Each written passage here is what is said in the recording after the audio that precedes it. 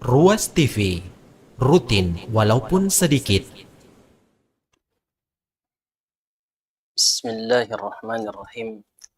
Assalamualaikum warahmatullahi wabarakatuh. Alhamdulillah, nahmaduhu wa nasta'inuhu wa nastahdihi wa na'udzu bihi min syururi anfusina wa min sayyiati a'malina. May yahdihillahu fala mudilla lah wa may yudlil falan tajida lahu waliyan mursyida. Wa asyhadu an la ilaha illallah wahdahu la syarika lah. Wa asyhadu anna Muhammadan abduhu wa rasuluh. Allahumma salli wa sallim wa barik ala nabiyyina Muhammad wa ala alihi wa ashabihi ajma'in, amma ba'd. Para pemirsa Ruas TV dimanapun kita berada, alhamdulillah kita sangat bersyukur kepada Allah Subhanahu wa Ta'ala. Pada malam hari ini kembali lagi dengan izin dan taufiknya kita bisa melanjutkan ta'lim kita membahas perkara-perkara tentang fikih ibadah. Alhamdulillah sudah beberapa pertemuan berlalu kita mulai membahas dari fikih taharah, kemudian masuk ke fikih salat atau fikih salat, dan pada saat ini kita telah menyelesaikan pembahasan tentang fikih salat mulai dari syarat-syaratnya, rukun-rukunnya, wajib-wajibnya, dan juga sunnah-sunnahnya. Termasuk juga tentang fikih sujud sahwi. Maka pada kesempatan ini insyaallah ta'ala seperti yang kita lihat, tema kita adalah tentang zikir setelah salat. Tentunya yang pertama yang harus kita pahami bahwa zikir setelah salat ini adalah sunnah. Sunnah yang telah Nabi kita SAW contohkan dan pernah beliau ajarkan kepada sahabat-sahabatnya. Sehingga kita harus memperhatikan dengan baik bagaimana tuntunan Nabi di dalam melakukan ibadah ini, karena dia masih termasuk rangkaian daripada ibadah salat. Secara umum, para pemirsa sekalian dirahmati Allah Subhanahu wa Ta'ala, berzikir ini adalah sebuah ibadah yang memiliki keutamaan yang sangat besar. Ya ayyuhalladzina amanu dzkurullaha dzikran katsira wasabbihuhu bukratan wa asila. Wahai orang-orang yang beriman, sebutlah, ingatlah Allah Subhanahu wa Ta'ala dengan banyak, dengan sering, dan bertasbihlah kepadanya di pagi dan sore hari. Dalam ayat ini Allah Subhanahu wa Ta'ala memerintahkan kita melakukan ibadah zikir dengan mengatakan lakukan itu dengan banyak. Ini tidak kita temukan pada perintah-perintah ibadah yang lain. Tidak dikatakan salatlah dengan banyak, berzakatlah dengan banyak. Tapi khusus perintah zikir ini Allah katakan dzikran katsira, zikir yang banyak. Kemudian secara khusus Allah Subhanahu wa Ta'ala menjelaskan kepada kita tentang syariat zikir setelah melakukan ibadah-ibadah. Ya, seperti misalnya setelah mengerjakan salat. Coba kita perhatikan di sini. Yang pertama Allah Subhanahu wa Ta'ala sebutkan tentang perintah berzikir setelah salat. Fa idza qadaytumus shalah fadhkurullaha qiyaman wa qu'udan wa ala junubikum. Apabila kalian telah melaksanakan salat, maka sebutlah Allah, berzikirlah, baik dengan cara berdiri, qiyaman, wa qu'udan, duduk, wa ala junubikum, atau berbaring. Dalam ayat yang lain Allah katakan fa idza qudiyatis salatu fantashiru fil ard. Apabila salat telah dikerjakan, maka bertebaranlah di muka bumi, wabtaghu min fadlillah wadhkurullaha katsiran la'allakum tuflihun. Dan carilah karunia Allah Subhanahu wa Ta'ala dan berzikirlah. Sebutlah Allah Subhanahu wa Ta'ala dengan banyak. Semoga kalian mendapatkan keberuntungan atau kemenangan. Lalu setelah itu, setelah mengerjakan ibadah puasa, ya juga Allah Subhanahu wa taala memerintahkan kita untuk berzikir, walitukmilul iddata walitukabbirullaha ala ma hadakum wa la'allakum tashkurun. Dan litukmilul iddah, untuk mencukupkan bilangan bulan, walitukabbirullah, dan agar kalian mengagungkan Allah, membesarkan Allah Subhanahu wa taala ala ma hadakum wa la'allakum tashkurun, atas hidayah Allah kepada kalian, dan semoga kalian bersyukur. Lantas setelah mengerjakan ibadah haji, ya kita tahu ya para jamaah sekalian, ibadah haji ini adalah ibadah yang sangat melelahkan, mulai dari sejak kita berangkat sampai kita kembali, kita melakukan tahapan-tahapan ibadah haji, rangkaian ibadah haji yang begitu melelahkan. Yang mungkin kalau kita berpikir sejenak, mestinya setelah kita selesai mengerjakan ibadah haji, kita istirahat. Tetapi justru kita diperintahkan untuk berzikir. فَإِذَا قَضَيْتُمْ مَنَاسِكَكُمْ فَاذْكُرُوا كَذِكْرِكُمْ آبَاءَكُمْ أَوْ أَشَدَّ ذِكْرًا. Apabila kalian telah selesai mengerjakan manasik haji kalian, maka sebutlah Allah sebagaimana kalian menyebut-nyebut ya, bapak-bapak kalian, nenek moyang kalian. Ayat ini atau beberapa ayat yang kita sebutkan ini memberikan pelajaran bagi kita bahwasanya zikir ini memiliki kelebihan dibandingkan dengan ibadah-ibadah yang lain. Zikir ini diperintahkan setiap saat, bahkan di saat-saat yang mungkin menurut kita mestinya kita istirahat. Justru kita diperintahkan untuk berzikir. Bahkan di saat kita tertimpa musibah. Ya, musibah yang mungkin membuat kita kadang-kadang tidak mampu memahami betapa dahsyatnya musibah itu. Tetapi kita disuruh untuk mengucapkan inna lillahi wa inna ilaihi raji'un. Itu bahagian daripada zikir. Nah, barangkali wallahu ta'ala a'lam, para pemirsa sekalian, hikmah daripada zikir itu adalah pertama, sebagai penyempurna dari kekurangan-kekurangan yang terdapat dalam ibadah yang kita kerjakan. Tidak ada seorang pun yang mengklaim bahwa dia telah sempurna dalam mengerjakan suatu ibadah. Ibadah apapun itu. Termasuk salat. Di dalamnya mungkin banyak kekurangan-kekurangan yang kita lakukan. Entah mungkin sengaja atau tidak sengaja. Atau mungkin karena ketidaktahuan. Maka zikir ini akan menjadi penyempurna daripada ibadah tersebut. Makanya kita diperintahkan setelah selesai salat adalah beristighfar. Itu bahagian daripada zikir. Bahkan ini zikir yang paling utama. Beristighfar kepada Allah Subhanahu wa taala. Agar itu bisa menyempurnakan ibadah salat kita.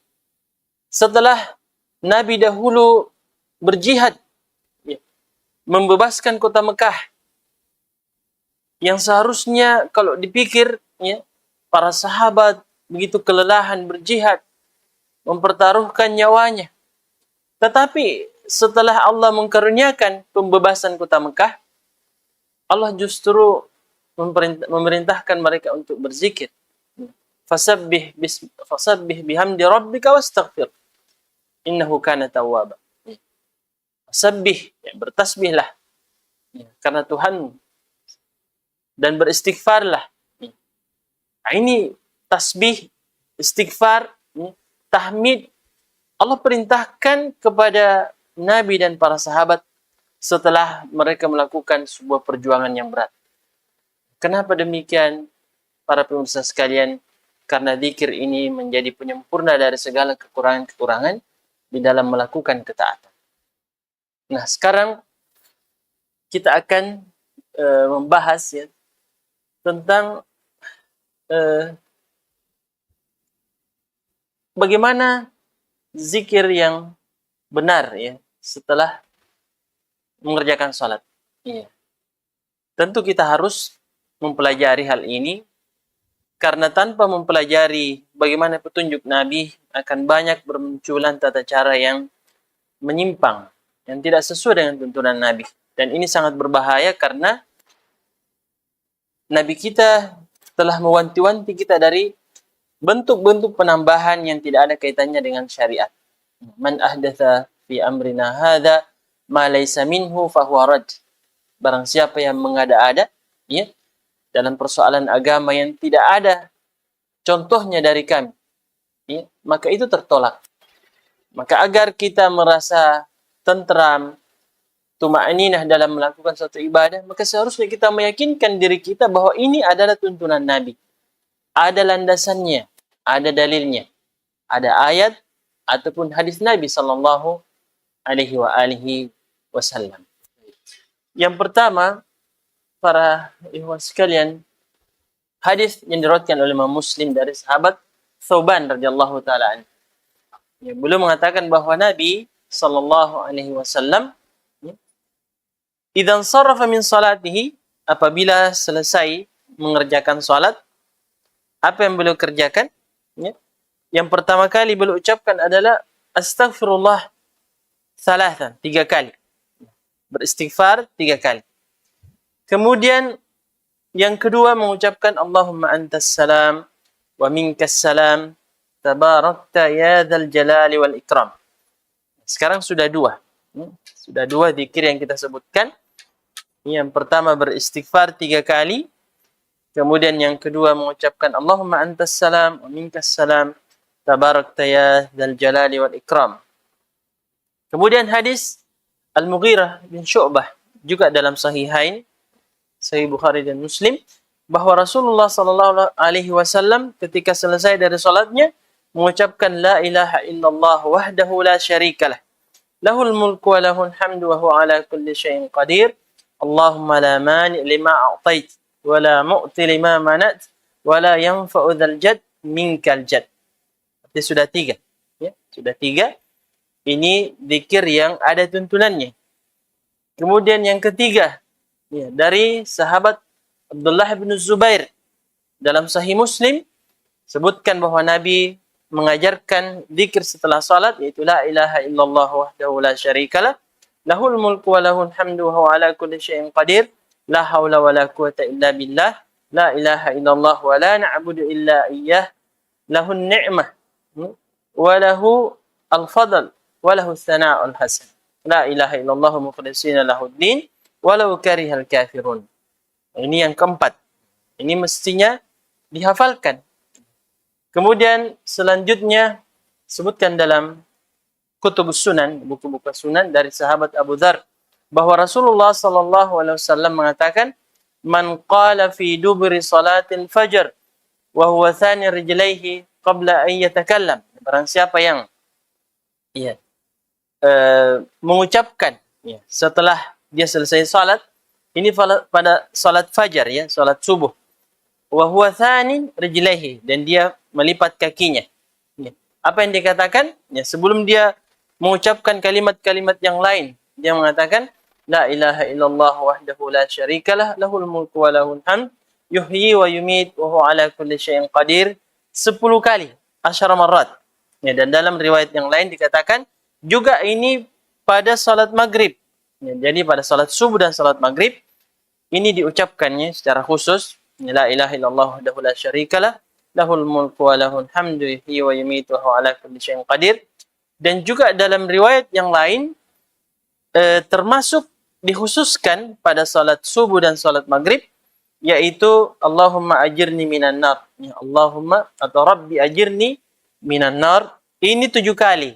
Ya, jadi kalau tadi la ilaha illallah wahdahu la syarikalah, lahul mulk wa lahul hamd yuhyi wa yumiitu wa huwa ala kulli syai'in qadir, 10 kali ba'da salat subuh dan juga ba'da salat maghrib, maka Rabbi ajirni minan nar ini secara khusus juga diucapkan setelah salatnya pada salat subuh dan juga salat maghrib, tetapi hanya 7 kali saja.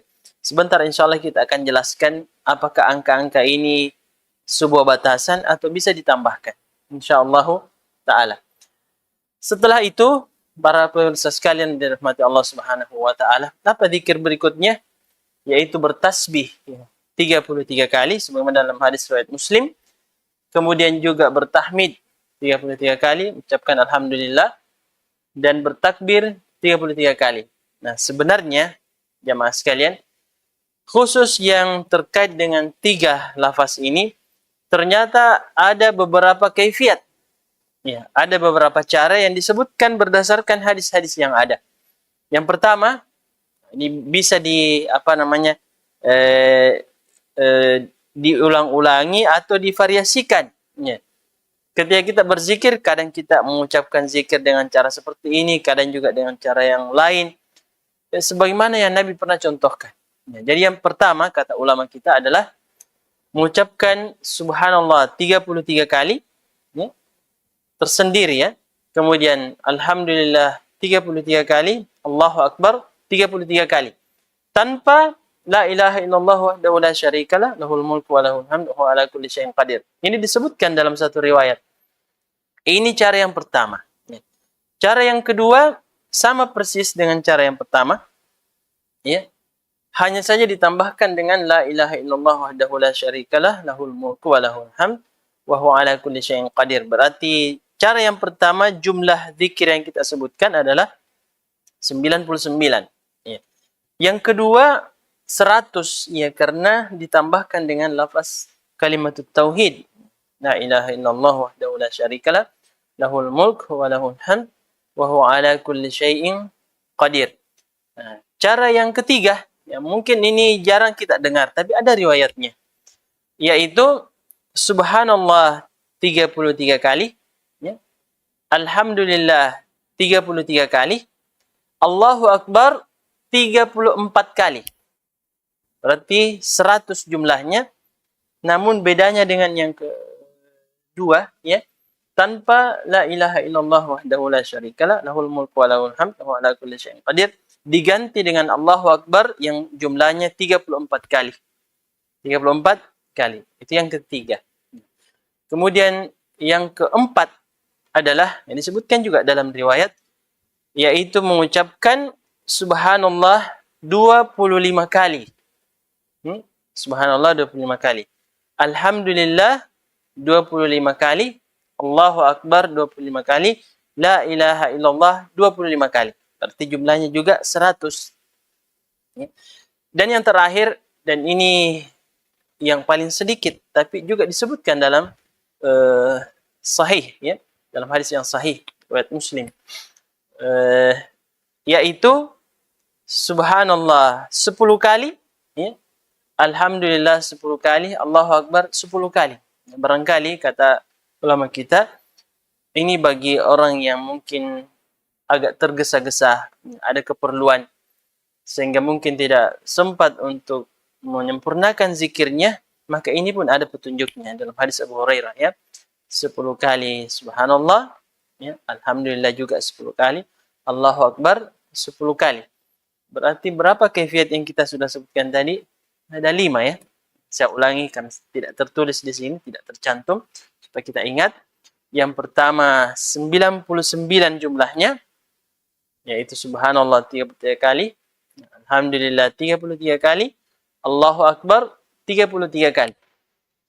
Yang kedua sama dengan yang pertama, hanya saja ditambahkan, dicukupkan jumlahnya menjadi 100 dengan tambahan lafaz la ilaha illallah wahdahu la syarikalah, lahul mulku wa lahul hamd wa huwa ala kulli syai'in qadir. Ya. Kemudian yang ketiga adalah subhanallah, ya, 25 kali, ya, alhamdulillah 25 kali, ya, Allahu Akbar 25 kali, la ilaha illallah 25 kali. Ya. Kemudian yang keempat, ya. Keempat kalau tidak salah, ya. Subhanallah 10 kali, kemudian alhamdulillah 10 kali, Allahu Akbar 10 kali. Ya.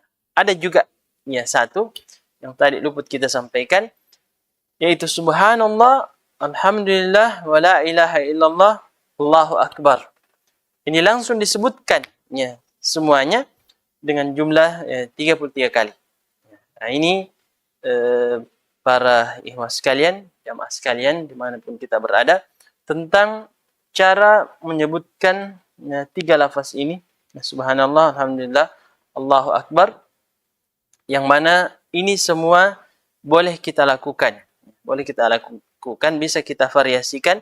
Dan kata ulama kita, salah satu hikmah kenapa kita lebih baik memvariasikan zikir-zikir ini, karena orang yang hanya menjadikan satu saja lafaz zikir yang dia biasakan, hal itu bisa menjadi sebuah rutinitas saja. Ya. Sekedar rutinitas yang barangkali ketika kita sebut, bibir kita mengucapkannya, tapi hati kita ini sudah jarang hadir bersama kita di saat kita melafazkan zikir itu. Kenapa? Karena dia sudah menjadi rutinitas. Sedangkan orang yang memvariasikan zikir-zikir itu, biasanya orang itu tidak mungkin yang mengganti-ganti lafaz itu, kecuali karena ada perhatian. Ada perhatian terhadap lafaz-lafaz tersebut, ingin menghayatinya, mentadabburinya. Ya, sehingga tentu berbeda ya orang yang hanya memilih satu lafaz saja dengan yang memvariasikan zikir-zikir tersebut. Nah, itu yang berikutnya ya, zikir yang diajarkan oleh Nabi. Nah, setelah itu adalah membaca ayat kursi. Ya. Dan ini sangat penting ya, para ikhwah dan akhwat sekalian dimanapun kita berada. Andaikan kita tidak punya waktu untuk berzikir kecuali sangat sedikit setelah salat, maka jangan sampai terlewatkan membaca ayat kursi dan al-muawwidzatain ya, qul huwallahu ahad, qul a'udzu birabbil falaq, dan qul a'udzu birabbin nas. Apa keutamaan membaca ayat kursi setelah selesai salat? Sebutkan dalam hadis Nabi sallallahu alaihi wasallam bahwa beliau mengatakan, man qara'a ayatal kursi dubura kulli salatin, barang siapa yang membaca ayat kursi pada setiap akhir salat, lam yamna'hu min dukhulil jannah illa ayyamut, maka tidak ada yang menjadi penghalang baginya untuk masuk surga kecuali hanya kematian.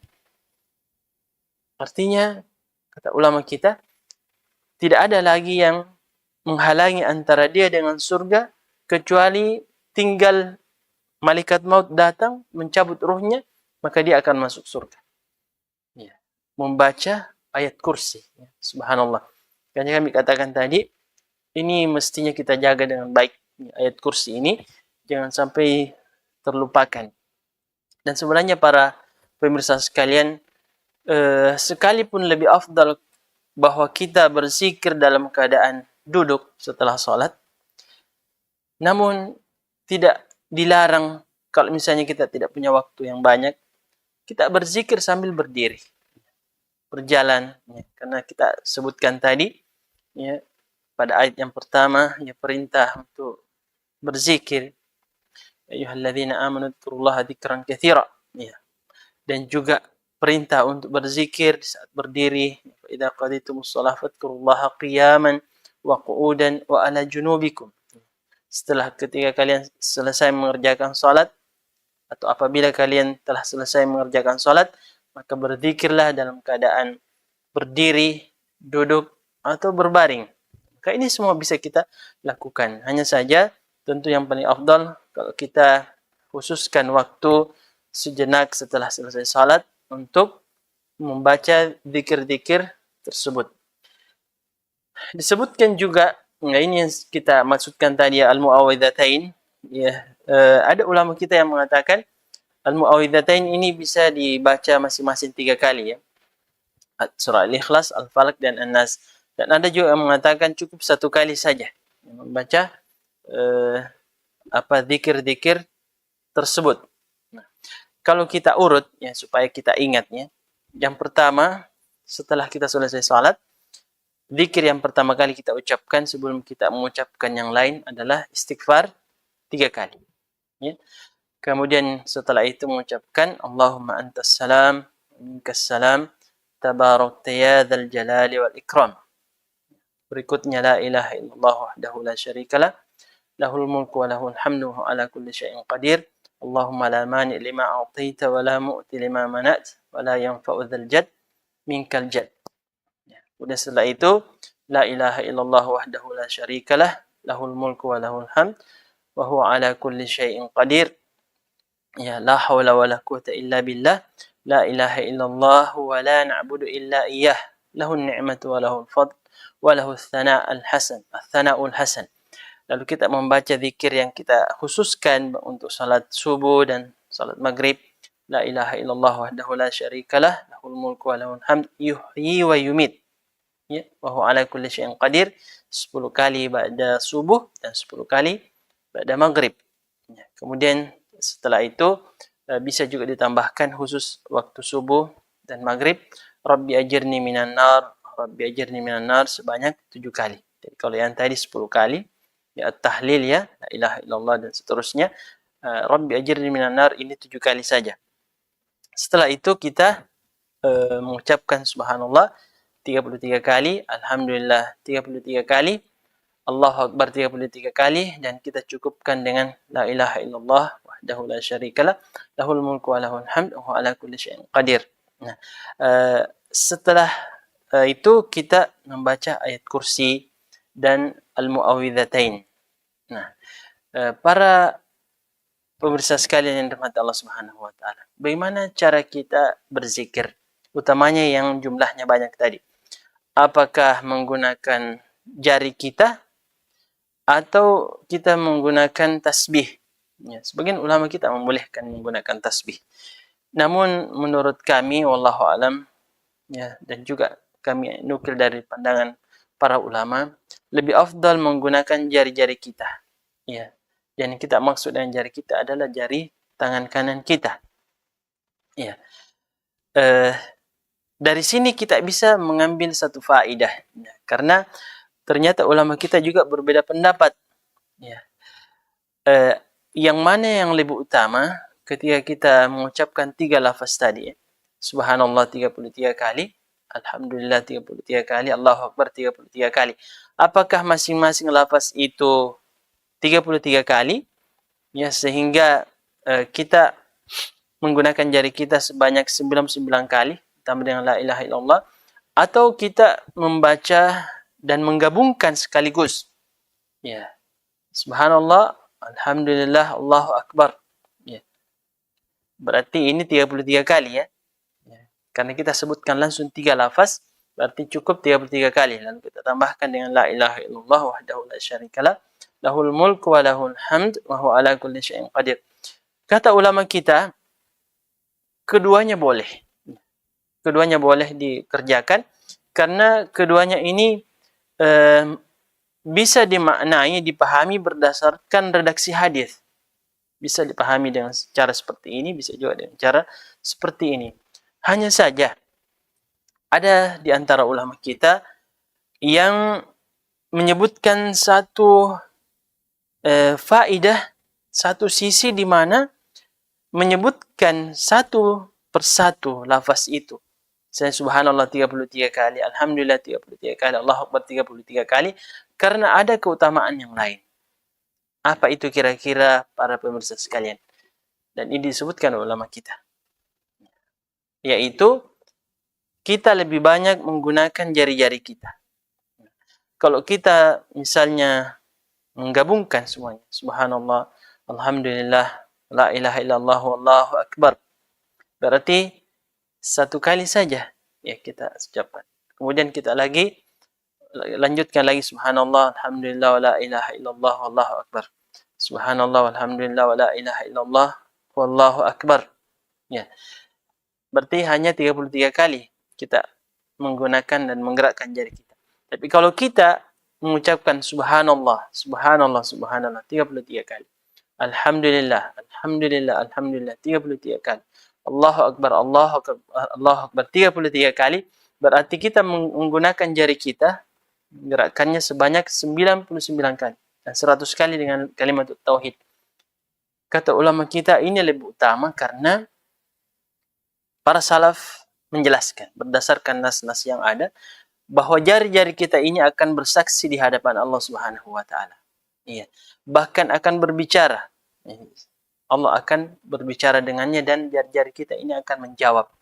Sehingga dari sisi ini sebagian ulama mengatakan jika demikian lebih afdal jika kita mentafrid, ya, ifrad, ya, satu persatu masing-masing lafaz itu dengan jumlah tersendiri.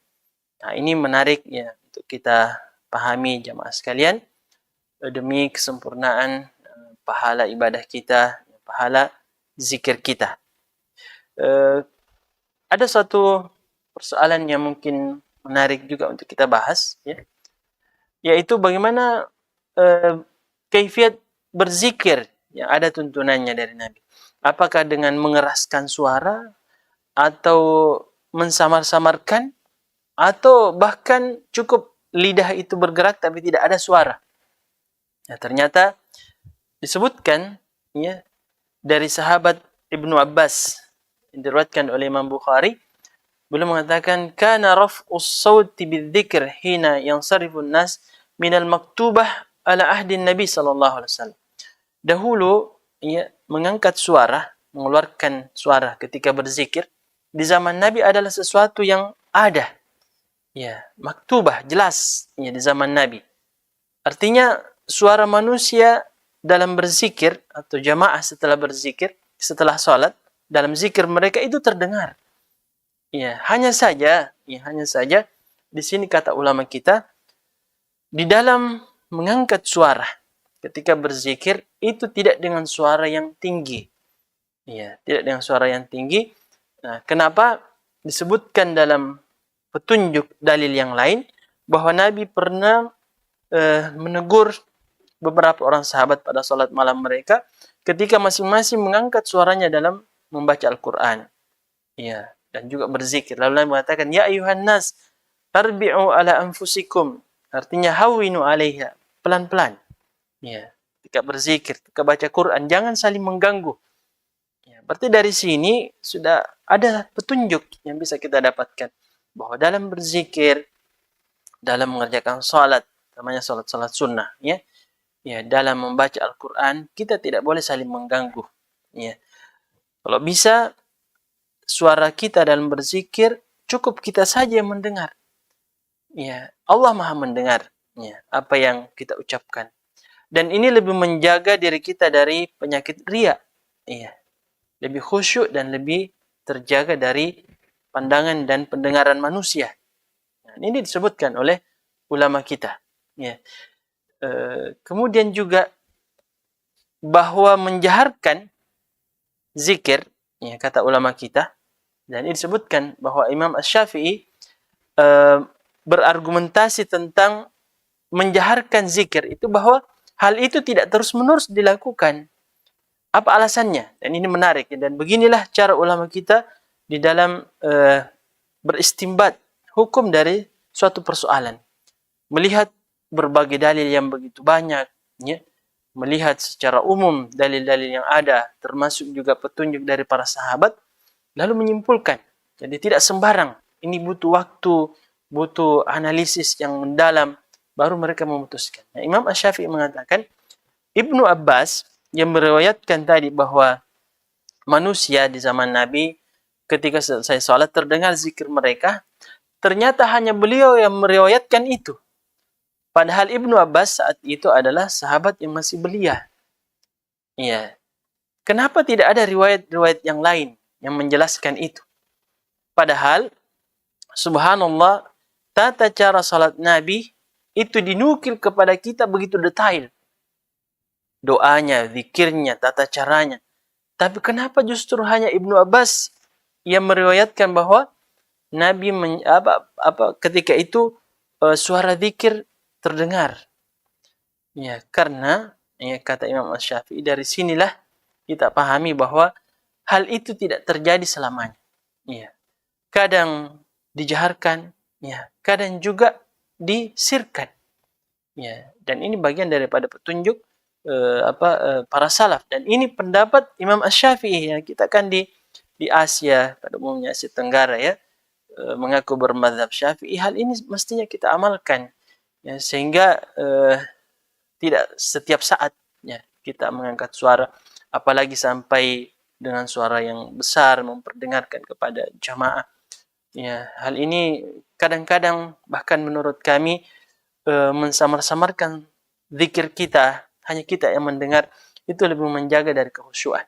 Ya, lebih menjaga dari kekhusyuan dan juga lebih menghindarkan dari penyakit riya. Nah, ini kira-kira para pemirsa sekalian yang bisa kita sampaikan terkait al-adhkar ba'da shalah, zikir-zikir setelah salat. Mudah-mudahan kita bisa mengambil manfaat